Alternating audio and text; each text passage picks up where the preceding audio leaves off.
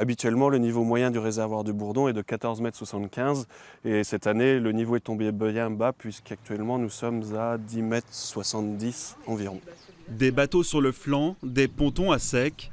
Depuis quelques semaines, le niveau du lac de Bourdon ne cesse de diminuer. Tout au long de l'été, le lac artificiel a régulièrement servi à alimenter le canal de Briare situé dans le Loiret.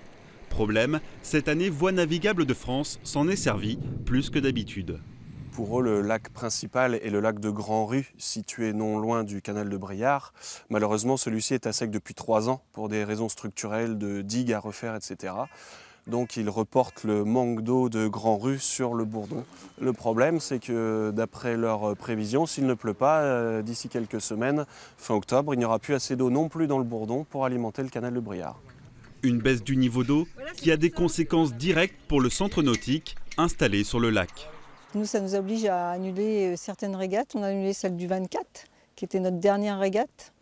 Et puis aujourd'hui, comme vous le voyez, on a une régate des dériveurs, mais peu de monde. La conséquence surtout, c'est que la VNF pourrait nous prévenir un tout petit peu avant pour qu'on puisse retirer nos bateaux sous de meilleures conditions. Avec la fin de la saison fluviale, le barrage de Saint-Fargeau devrait être moins sollicité. La présidente du centre nautique n'en est pas pour autant rassurée. Cette année, j'ai peur, quoi. On a une étape du Tour de France qui arrive fin mars, début avril. Et vu l'état de l'eau, enfin bon, espérons, on va prier. Malheureusement pour le lac du Bourdon, la pluie ne semble pas au rendez-vous pour les jours à venir. Météo France prévoit au contraire une hausse des températures et le retour du soleil.